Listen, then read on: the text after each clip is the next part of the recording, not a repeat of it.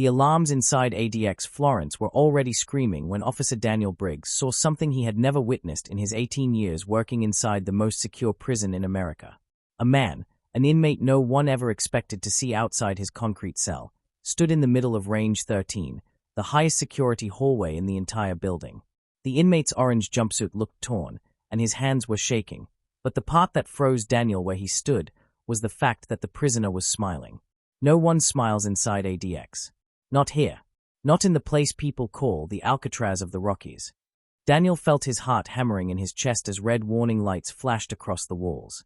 The steel doors ahead were supposed to be impossible to open without 3 layers of clearance, and yet one of them, a door weighing nearly 1,000 pounds, was standing wide open.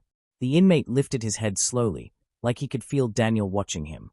Then he whispered, "Now you see why they fear this place more than death." And before Daniel could shout, call backup, or even take a breath, the inmate took one small step forward, and everything went black. The lights snapped off. The alarms died. The hallway went silent. That's when Daniel realized the truth. Something inside ADX Florence had failed. Something that was never supposed to fail.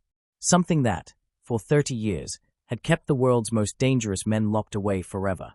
And if that system had truly gone dark, then the entire prison, every murderer, every terrorist, every mastermind, might no longer be contained. Nothing like this had ever happened before. And no one knew who, or what, caused it. Hours earlier, before the lights went out and before Daniel even stepped foot into Range 13, the day had begun like any other. Gray skies hung over the remote Colorado mountains. Cold air moved across the fence perimeter. ADX Florence sat heavy and silent, like a concrete giant buried in the earth. Most people didn't know what the inside looked like. And those who did, they didn't talk about it. Because life inside the Supermax wasn't like other prisons. Here, every inmate lived in a concrete box the size of a bathroom.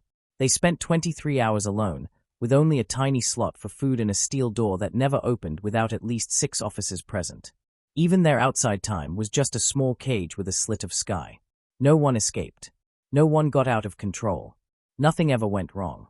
That was the promise of ADX Florence. The place built to hold the people America feared most. And Daniel Briggs believed in that promise. He believed in the layers of steel, the cameras, the motion sensors, the remote lock doors, the endless safety checks. He believed that if every other prison failed, ADX would still stand strong. That belief had kept him calm for almost 2 decades. But all of that changed the moment he woke up that morning. At 6:12 a.m., his radio crackled with a message that didn't sound normal. "Briggs, report to Control Center 1. Immediate." He remembered sitting up fast, boots barely on his feet when he rushed down the hallway. Something in the guard's voice sounded wrong. Too tight. Too scared. When Daniel reached the control center, 3 officers stood in front of a glowing screen. The system showed hundreds of tiny camera feeds, every hallway, every cell, every corner of the prison. But something bothered him the second he stepped in. The entire feed from Range 13 was gone. Black. Like someone had covered the cameras with ink. Daniel frowned. Is this a glitch? The shift commander, Officer Hall, shook his head. It's no glitch. We've sent 2 techs down there already. They are not answering. A chill climbed Daniel's spine. Techs always answered. Are the doors still sealed? Daniel asked. That's just it, Hall said. We can't tell. Can't tell. How? Hall stepped aside, letting Daniel see something terrifying. Every security indicator on the screen for Range 13 was frozen, stuck, offline. Daniel had never seen that before. Even during storms, even during maintenance, the prison systems never shut down. They might flicker, but they never died. But this wasn't flickering. This was dead silence. Send tactical team. Daniel asked. Hall shook his head again. We can't send them blind. We need eyes. Daniel exhaled slowly. So you want me to go? Hall didn't answer. He didn't have to. Daniel grabbed a vest, checked his radio, clipped a flashlight to his belt, and headed for the elevator that led toward the most dangerous wing in the whole prison. As he walked, everything inside the building felt too quiet. The concrete walls made every footstep echo like the place was hollow. Daniel had spent years in ADX, but for the first time, the building felt like it was holding its breath. When he reached the doors to Range 13, he tapped the panel. No response. He tried again. Still nothing. Normally, This door required a guard in the control booth plus a remote keycode plus Daniel's ID. Nothing here could be opened by one person. But the panel didn't flash red. It didn't deny him. It simply didn't respond at all. Hall, the panel's dead, Daniel said into the radio. Static. He tried again. More static. That's when he pulled out his flashlight. Here goes nothing, he muttered. He turned the manual release, something used only during fires, and the door slid open an inch, then 2 inches, then all the way. Warm air hit him. Warm air from inside the wing. And that made no sense. ADX wasn't supposed to have warm air leaks. The heating system never reached these hallways. Something was wrong. Deeply wrong. As Daniel stepped inside, the flashlight beam cut across the floor. He saw something that made his stomach twist. One of the steel food slots on a cell door was hanging open. That was impossible. No inmate could ever open one from the inside. Daniel stepped closer. Hello. Anyone in there? Silence. He slowly reached out, grabbed the steel cover, and pushed it shut. It didn't lock. It clicked softly, like something inside the mechanism had been forced. He took a step back, then another. As he aimed the flashlight down the hallway, he saw a second food slot open, then a third, then a fourth. They hung open like silent mouths in the dark. Something had moved through here. Something that had touched every door. But what? Daniel's radio suddenly crackled. One tiny burst of noise. Briggs, stop, don't. Static swallowed the rest. Daniel froze. He turned slowly, shining the flashlight behind him. And that's when he saw it. A tall, shadowy figure standing in the center of the hallway. An inmate. Out of his cell. Smiling. The man's smile stayed in Daniel's mind as the lights flickered overhead. He couldn't understand it. Inmates inside ADX didn't smile like that. They didn't look free. They didn't stand like they were waiting for something. But this inmate, he looked calm, confident, almost peaceful. And then he whispered that chilling sentence. Now you see why they fear this place more than death. Daniel reached for his radio, ready to call for emergency lockdown, when everything suddenly went black. The lights died. The alarm stopped.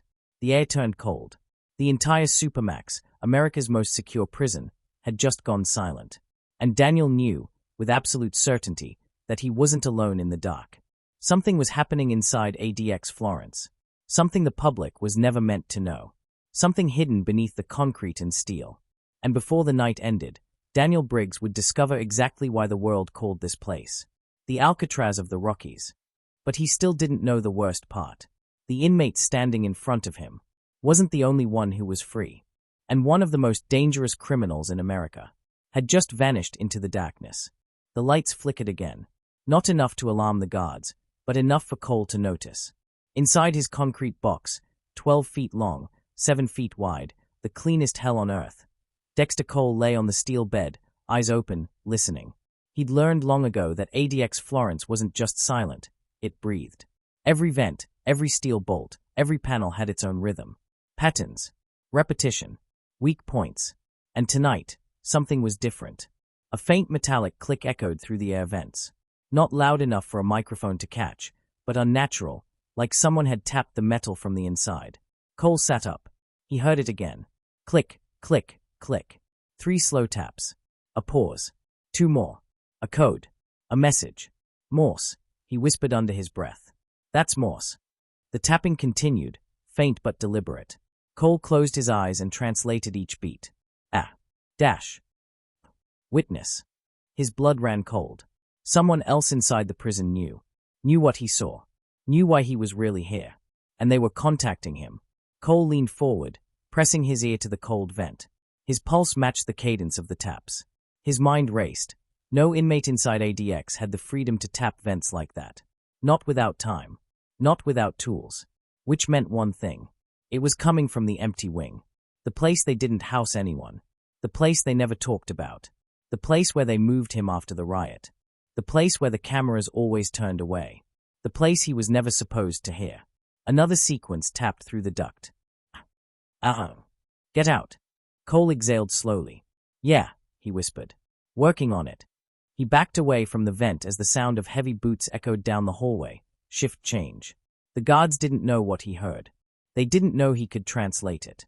But someone else did. Someone who shouldn't exist in this prison. A final tap echoed just as the guards approached. Oh, Dash. Dash. Dash. Hidden. Then silence. The kind that didn't feel empty, but watchful. Cole turned toward the reinforced steel door, face expressionless, heart racing. The guards would open the slot, scan him, and move on. Good. Let them think he was broken. Let them think isolation had crushed him. They didn't know he was already building the first piece of the plan. Not an escape plan. A survival plan. Because whatever was tapping through those vents wasn't warning him about the prison. It was warning him about the people running it. And they were already watching.